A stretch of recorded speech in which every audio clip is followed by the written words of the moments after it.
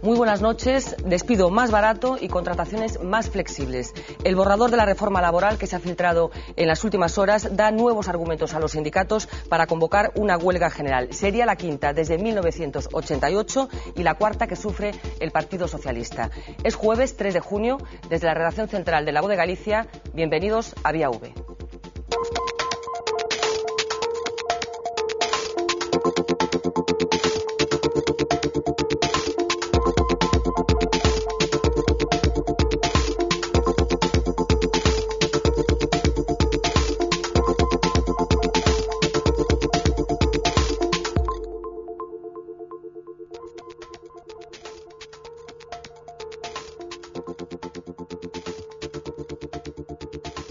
Despidos procedentes. Este es uno de los últimos detalles que se ha filtrado del borrador de reforma laboral que el gobierno de Zapatero está dispuesto a aprobar el próximo 16 de junio por la vía del decreto. Los detalles aventuran ya una convocatoria de huelga general. En Galicia, la actualidad sigue pasando a estas horas por la supuesta trama urdida por el Partido Socialista para financiar viajes y actos del partido. Mientras en Vigo quedaba esta tarde visto para sentencia el juicio contra exconcejales populares del Ayuntamiento de Gondomar que habrían cobrado sobornos por dar ventajas urbanísticas a promotores inmobiliarios. Son los dos grandes titulares de la jornada de hoy que nos disponemos a diseccionar entre todos. Si quieren ayudarnos en esta tarea pueden hacerlo, como ya saben, a través de tres vías, enviándonos un SMS al 25522, dejándonos un mensaje de texto en nuestra dirección de correo electrónico viav@vtelevisión.es y, si no, dejando sus reflexiones en nuestra página de Facebook. En el plató de la redacción central de La Voz nos acompañan esta noche Julia de la Montaña, buenas noches. Hola, muy buenas noches a todos. Manuel Lago, buenas noches. Hola, buenas noches. Jaime Pita, buenas noches. Muy buenas noches a todos. Buenas noches. Bueno, oficialmente el documento no existe, pero hay ya suculentas filtraciones del plan para la reforma del mercado laboral que el Gobierno está dispuesto a aprobar por decreto, como decíamos, el próximo día 16. Estas serían algunas de las reformas que se saben en estos momentos que tendría esta reforma. Uno de los puntos más polémicos de esta reforma laboral está relacionado con el despido procedente, ya que aprobado el decreto, al empresario le bastará con justificar una mala situación económica para poder prescindir de personal. Otra estrella es la ampliación del contrato de fomento, que tiene una indemnización por despido de 33 días por año trabajado, 12 días menos que los 45 actuales previsto por la ley. Además, el ajuste pretende incluir el modelo alemán, que prima reducir la jornada de trabajo frente a reducir la plantilla. Y siguiendo en el campo de los ejemplos internacionales, este proyecto seguirá también el modelo austríaco, la creación de un fondo por parte de las empresas para ayudar a pagar el despido. Pero no son solo malas noticias. Una de las reclamaciones de los sindicatos será atendida en la propuesta, al limitarse el contrato por obra a un máximo de 2 años. Por fin se desincentiva el uso de subcontratas a través del incremento de indemnizaciones y además las ETT podrán operar en sectores que hasta ahora tenían vetados. Bueno, estos son algunos de los puntos que probablemente forman parte de ese decreto para la reforma laboral que, como decíamos, el gobierno de José Luis Rodríguez Zapatero parece dispuesto a aprobar por las buenas o por las malas el próximo 16 de junio. Manuel Lago, primera valoración. Pois eu espero que esa filtración esté trabucada, esa falsa. Porque si esos datos son así, si eso se confirma, sería a contrarreforma laboral máis negativa ou agresiva contra os traballadores e as traballadoras dende fai moitísimo tempo, non? Eu creo que aí se introducen todos os elementos negativos que durante anos estuvo demandando a dereita política, a clase empresarial, en fin, máis retrógrada, que se ven agora concentrados nunha reforma de fondísimo calado que será sin ninguna dúbida, porque eso creo eu que os sindicatos obviamente non o poden aceptar, que será imposta, polo tanto, a través dun decretazo e que abre unha situación e unha fase de conflicto laboral e social moi importante no país. Xaime Pita. Bueno, yo quería matizar con respecto a esto una cuestión. Está claro que el sistema que tenemos en la actualidad no funciona. El sistema que tenemos en la actualidad no es precisamente el modelo que se está aplicando en la mayor parte de los países de la Unión Europea. El sistema que tenemos en la actualidad está lastrando totalmente lo que es el mercado del trabajo. Y, por descontado, no conocemos todavía cuál va a ser el texto definitivo ni cómo va a quedar, pero lo que no cabe duda de que se está clamando, situando lógicamente la representación sindical de los trabajadores, que va por otra vía, aunque yo hay cuestiones que no entiendo en cuanto a cuáles son las reivindicaciones principales que pueden tener los sindicatos, porque el principal problema que tiene nuestro país, y que además nos diferencia en negativo con respecto al resto de los países que integran la Unión Europea e incluso otros países pero que son de nuestro ámbito, pues es precisamente el desempleo. Consecuentemente, desde el Banco de España, desde los órganos internacionales que controlan el mundo del trabajo con carácter general, pues están clamando de que aquí era necesaria una reforma. Si es esta, pues no lo sé exactamente, ya veremos la valoración, pero lo que no cabe duda de que había que hacer algo y por la vía de urgencia. Tenía que haberse hecho antes, probablemente ahora no se va a hacer de forma correcta, pues como otras medidas que está adoptando el Gobierno, porque van precipitadas, improvisadas y que no es tras un estudio serio y con la participación de los sectores que tenían que participar. Bueno, seguro que esa curiosidad que antes expresaba Xaime Pita al respecto de las reivindicaciones de las organizaciones sindicales puede satisfacer a Manuel, pero antes quería escuchar la reflexión de Julia. Bueno, yo lo que creo es que evidentemente en estos momentos hay que hacer una reforma laboral. Yo lo que no tengo muy claro es que se pueda hacer una reforma laboral de una manera totalmente aislada, y sobre todo lo que me hubiese gustado es oírle al Gobierno que de verdad tiene un proyecto de que se va a trabajar en este campo, pero sin perjudicar las condiciones de los trabajadores, ¿no? Yo creo que esto no se está dando, y en estas 4 o 5 medidas que acaban de filtrarse, yo por ejemplo echo de menos una medida que creo que es muy importante y sobre la que debería haber un acuerdo unánime, ¿no?, que es pues potenciar el empleo de los más jóvenes, ¿no? Es decir, algo habrá que hacer, porque en estas medidas o esta situación real del paro, el paro de la gente joven que no ha conseguido todavía su primer empleo, yo creo que ahí habría que tener unas medidas en este momento, ¿no? Ha habido hoy pocas reacciones vespertinas de los líderes sindicales. A lo mejor Manuel Lago nos puede avanzar algo de un poco cuál es el talante, cuál es la sensación que se vive en estos momentos en las centrales sindicales al respecto de todo lo que tiene que ver con esto. Sensación e información. As direccións, os órganos de dirección dos sindicatos de Comisións Obreiras e do UGT, eu creo que a semana pasada mandataron as súas comisións executivas para convocaron a folga xeral no caso de que se aprobe un decretazo que contuviera medidas máis livianas que estas, non? Por lo tanto, eu supoño que nas direccións dos sindicatos existe unha enorme indignación. Eu quería decir algo do que decía Xaime Pita, porque eu creo que é unha mentira e unha falsedade a obsesión ca reforma laboral. En España nada se ten reformado máis que o mercado de traballo. Fernanda falaba de 5 folgas xerais. Esas 5 folgas xerais están explicadas por reaccións dos traballadores e das traballadoras frente a sucesivas e continuas reformas do mercado de traballo, que demostra que nada se reformou máis que o mercado de traballo. Algúnas veces con acordo cos sindicatos, outras veces impostas e, por lo tanto, como Dios, un continuo cambio. Eu creo que eso é un fetichismo. Dá igual en España que estemos nunha fase de creación de emprego, de recesión, que o problema que teñamos esa orzamentario, que esa de competitividade, que esa un shock petroleiro, dá igual el problema al que nos enfrentemos. A resposta sempre a mesma, reforma laboral.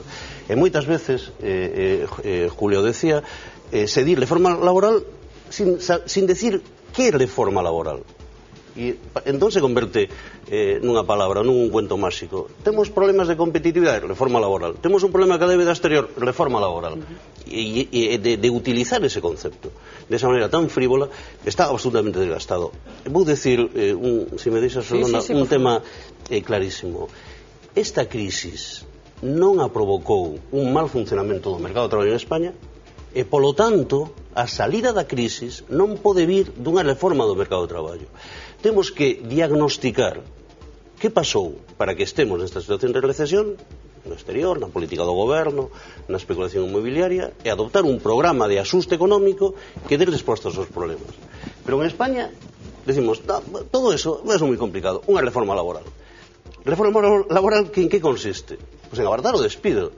E alguén debería gastar 2 minutos en explicar por que vai ser de 45 a 33 días o despido, vai xerar mañán emprego nas empresas. Por que? Cal é o artiluxio? Eu creo que as empresas contratan traballadores e traballadoras cando teñen demanda, cando necesitan producir, fabricar, atender clientes, contratan traballadores.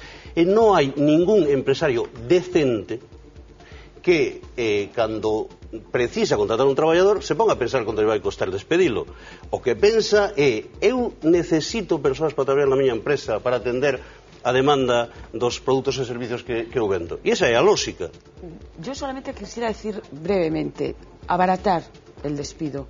Estamos en estos momentos hablando con esta bajada última ficticia en el mes de mayo de 4.066.000, creo recordar. 4.600.000 na EPA e 4.060.000 nos servicios públicos de empleo. Implica que hay 4 millones de gente que ha dejado el mundo laboral. Por tanto, quiere decir que las empresas han echado gente. Es decir, necesitamos abaratar más para aumentar todavía más esa cifra. Con eso yo estoy totalmente de acuerdo con Manuel. No vamos a arreglar nada. Y nunca una reforma de manera aislada.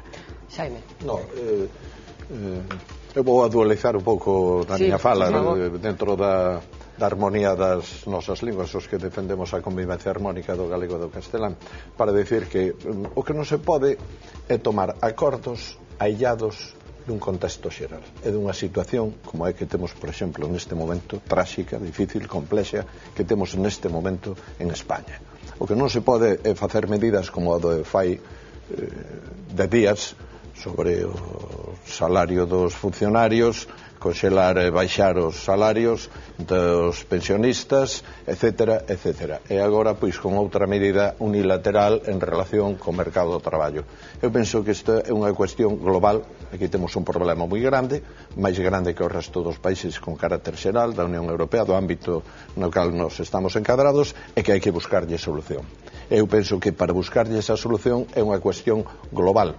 É unha cuestión, ademais de falar, pero non de falar illadamente con un colectivo ou con outro. Eu non acabo de entender que o presidente do goberno, dende fai tempo, claro, a cuestión é que se estivo negando a evidencia e agora estamos pagando un pouco as consecuencias e as consecuencias as empezan a pagar xa os funcionarios, se empezan a pagar os pensionistas, agora o vai a pagar o mundo do traballo con carácter xeral. Eu non acabo de entender como o señor presidente, con tanto tempo que tivo desde que se comezou todo este problema dunha crise primeiro de tipo financiera e despois do mundo do traballo, fundamentalmente, que para nós, ou polo menos para moitos de nós, é a máis preocupante de toda, como, por exemplo, esa famosa reunión da conferencia de presidentes que se fai máis cara estética e a pose política que ao pragmatismo da realidade, como non se convoca a todos os presidentes, como non se convoca a todos os sindicatos, como non se convocan as forzas vivas que teñen a relación no ámbito político, económico e social do noso país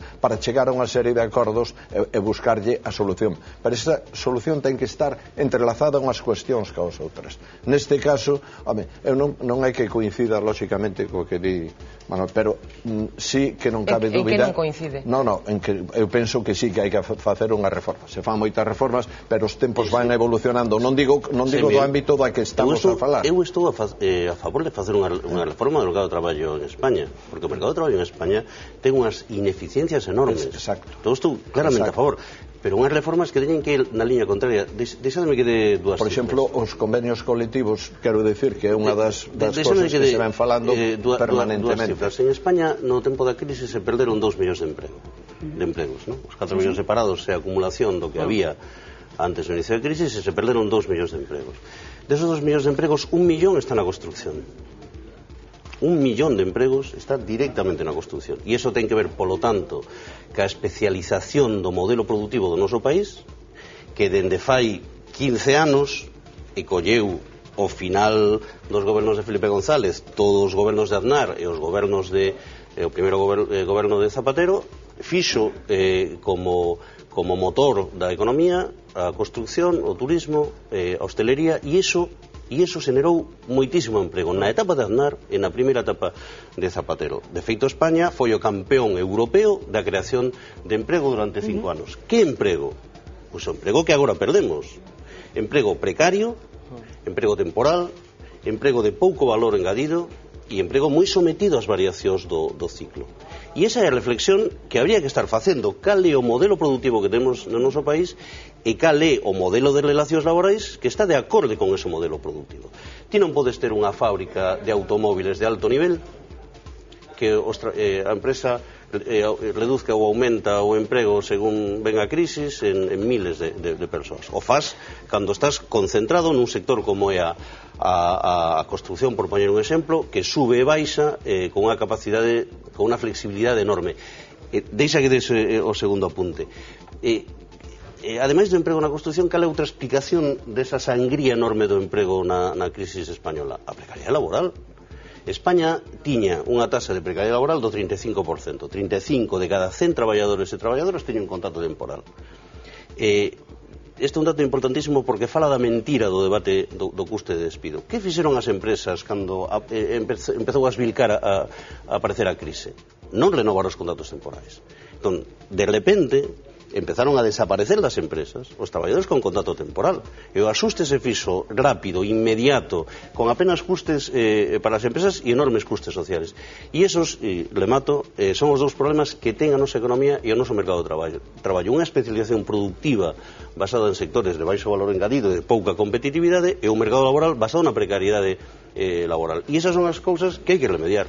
Una cosa que me gustaría introducir ahora mismo, haciendo un poco repaso de esas huelgas generales que se llevan celebrando en España desde el 88, llama la atención, a lo mejor es un poco ingenuo por mi parte resaltarlo, el hecho de que 4 de esas huelgas generales se produjeron, se celebraron estando el Partido Socialista en el gobierno. A priori puede parecer extraño, ¿no? O sea, que hayan sido los más castigados, digamos, por los sindicatos el Partido Socialista. Bueno, quero dicir en eso tamén que hai unha proporcionalidade cos anos de goberno tamén, entre outras cuestións, quero dicir, o Partido Socialista, vamos a ver, desde as primeiras eleccións constitucionais no ano 79 ou prácticamente 14 Felipe, con 2 adiantos electorais, porque serían 14 legislaturas, 16 anos, adiantou no 89, adiantou no 96, e os 6 anos por 8 frente a 8. Quero dicir que hai unha proporcionalidade máis ou menos, pero vamos, eu non creo que sea a cuestión de que si máis co PP ou menos co PP. O que está claro é que